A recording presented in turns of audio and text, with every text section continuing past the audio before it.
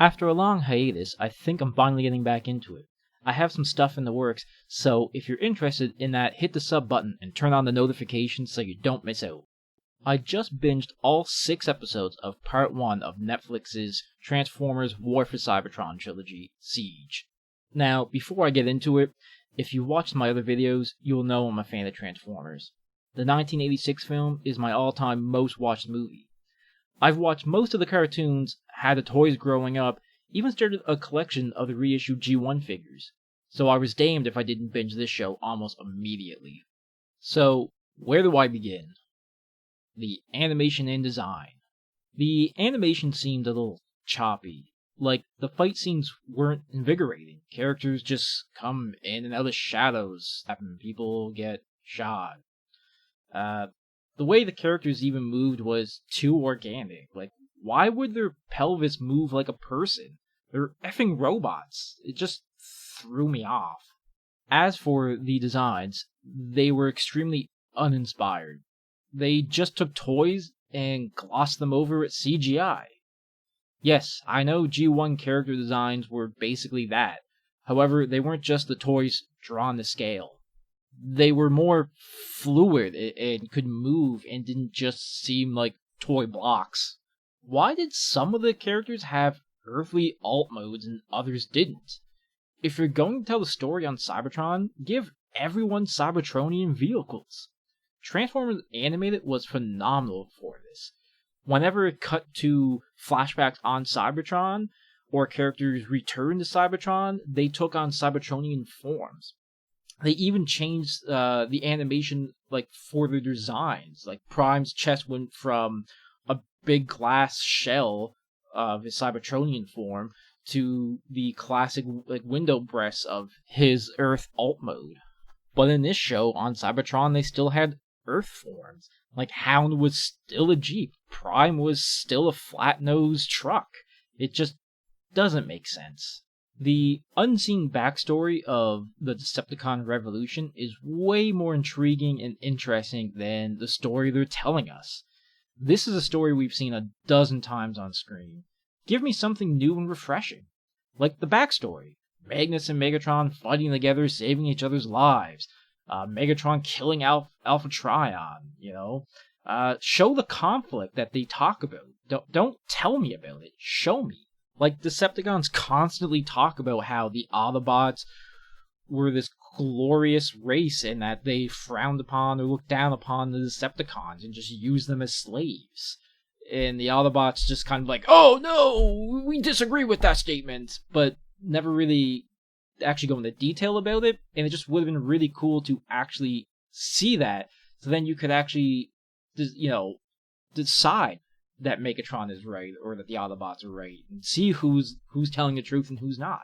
Transformers is definitely an IP that I'd much rather see everything than hear about it. I mean, it's a story about a robotic alien race that transforms into vehicles and weapons.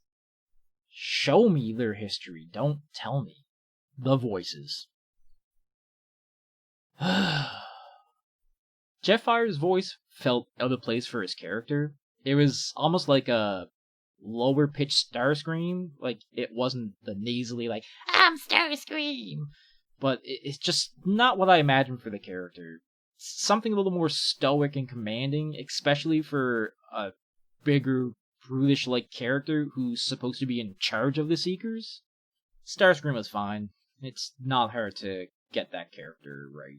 Shockwave's voice was horrible. I hate to say it, but it was. They mostly characterized him properly, but I just hated the voice. Corey Burton, you have me spoiled. Megatron.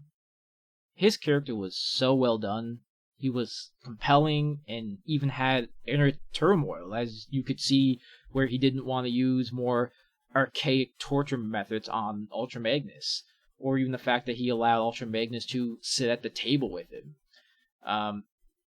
I mean, at least at the start of the show, he was very compelling. You almost understand where he's coming from. He might even just be right. The voice actor did an amazing job on Megatron. We end this war now. One of the only characters that the voice suited the character and worked for the character. Optimus Prime seemed incompetent? Like, I get it if you're going for inexperience, but again, Transformers Animated did it so well. That shows Prime was inexperienced but competent. He wasn't always right, and he admitted to it. This Prime is just like, hey, trust me, I read a meme on Facebook, I know what I'm talking about.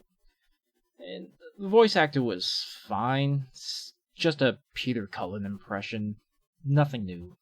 The rest of the characters are just whatever. Alita 1 was cool, she had some inner conflict and not exactly trusting Prime's decisions and commands. So she was kind of compelling. Most of the other characters were just blah. Like, Mirage hates Decepticons and doesn't trust Impactor, and then the next scene he's just like, no, Impactor's right, we should, like, protect him and trust him. Okay, sure. Ratchet and Bee are almost the same character. And speaking of Bumblebee, I like the idea behind him, and it would have been really cool to watch this character grow and kind of be the focus of the show. And, you know, through his experiences, he decides to join the Autobot cause, but instead he gets Kylo Ren and the ghost of Princess Leia turns him good. Just a wasted opportunity. There's a lot of copy and pasted characters. There were at least a dozen reflectors. I mean, I'll let the dozens of Seekers pass, just because every incarnation of the Seekers, there's hundreds of them. Characters just love to randomly show up too, like Omega Supreme. Why did he show up to help? There is no inclination that any of the Guardians would side with Prime. And Prime goes to them, just like, they straight up tell him, no, we're not going to choose sides. And then Omega Supreme just shows up like, oh, yeah, I'm here to stop you. Doesn't make sense. And his voice was terrible. Should have brought back Kevin Michael Richardson. God. Even Soundwave, who they tried to do the vocoder effect, unlike the Bay films or the Prime series where he doesn't even talk at all, but it just failed for me. The Sound Blaster thing was cool, being a failed clone of Soundwave created by Shockwave. Give me more cool, unique things like that. When the Autobots go there to steal the Energon from that dude, it was laughable. They took like 2 cubes. Why not transform and fill up an Energon? Speaking of transforming, there was a scene where Prime and they away from Megatron and some Seekers, and they literally run away. And the fucking Seekers, who are jets and can fly, run after them. Like, just transform. This show just felt like really bad fan fiction. Wasn't that interesting? Bad writing, uninspired designs, lazy, weird animation. I don't want to use the word awful, but awful voice acting and characterization. Why was this made? Who was it made for? Am I going to watch Chapter 2 and 3? You can damn well count on it. I mean, Quintessence and Beast Wars? Count me in. As always, though, that's just my damn opinion.